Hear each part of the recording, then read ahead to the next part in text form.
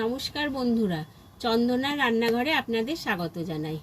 আজকে আমি আপনাদের লাউয়ের কোপ্তাকারি করে দেখাবো। এই দেখুন, আমি লাউটাকে গ্রেট করে জলটা বার করে নিয়েছি। আর এখানে আছে 3টে আলু সেদ্ধ আর চেরা কাঁচা লঙ্কা। আর আমি এখানে নিয়ে নিয়েছি একটা বড় পেঁয়াজ বাটা, আর আছে আদা রসুন বাটা, আর একটা টমেটো বাটা আছে। আমি একটা পাত্র নিয়ে নিলাম, নিয়ে আমি গ্রেট করে রাখা লাউটা দিয়ে দিচ্ছি।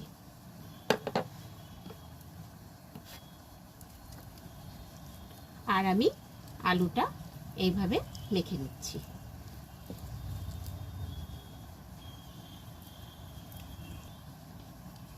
আমি এবারে এর মধ্যে 2 চামচ বেসন দিয়ে দিচ্ছি।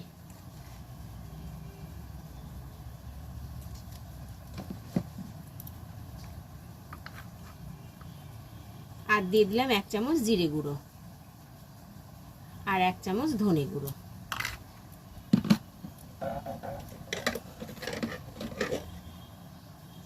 আর দিয়ে দিচ্ছি স্বাদ অনুযায়ী লবণ। দিয়ে আমি সবগুলো ভালোভাবে মাখিয়ে নেব।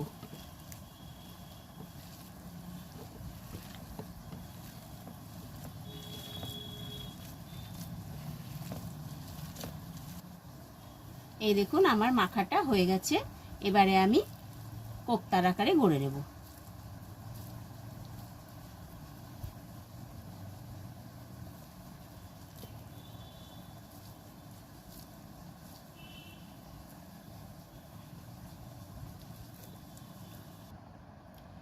এই যে আমার কোপ্তাগুলো তৈরি করা হয়ে গেছে।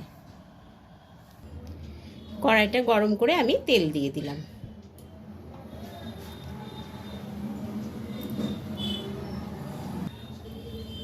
আমি এবারে কোপ্তাগুলো ভেজে নেব।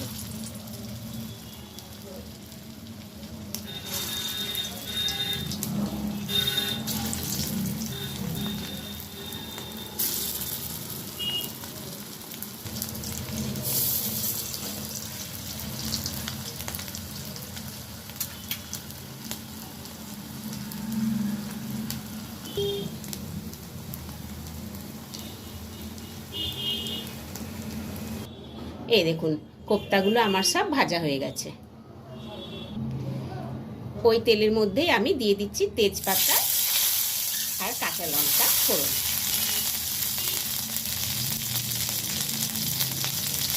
আর দিয়ে দিলাম জিরে ফোড়ন।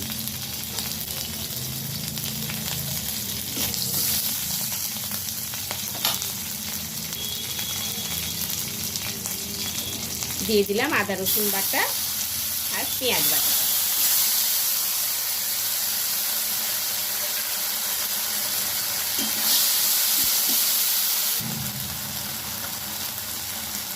এবার দিয়ে দিলাম হলুদ গুঁড়ো, ধনে গুঁড়ো আর 1 চামচ জিরে গুঁড়ো।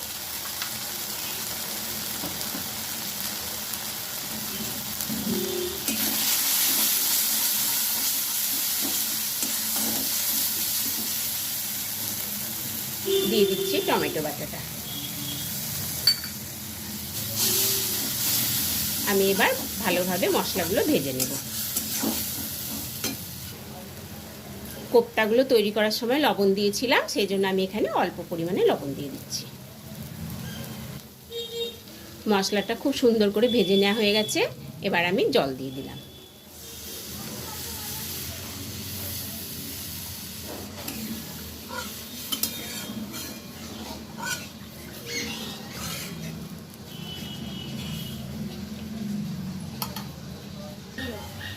আমি এবারে ঢাকনাটা দিয়ে দিচ্ছি।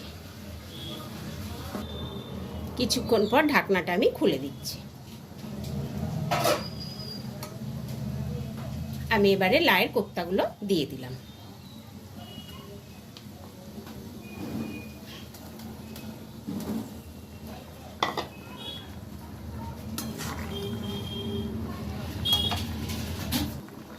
আমি এবার একটু গরম মশলার গুঁড়ো ছড়িয়ে দিলাম।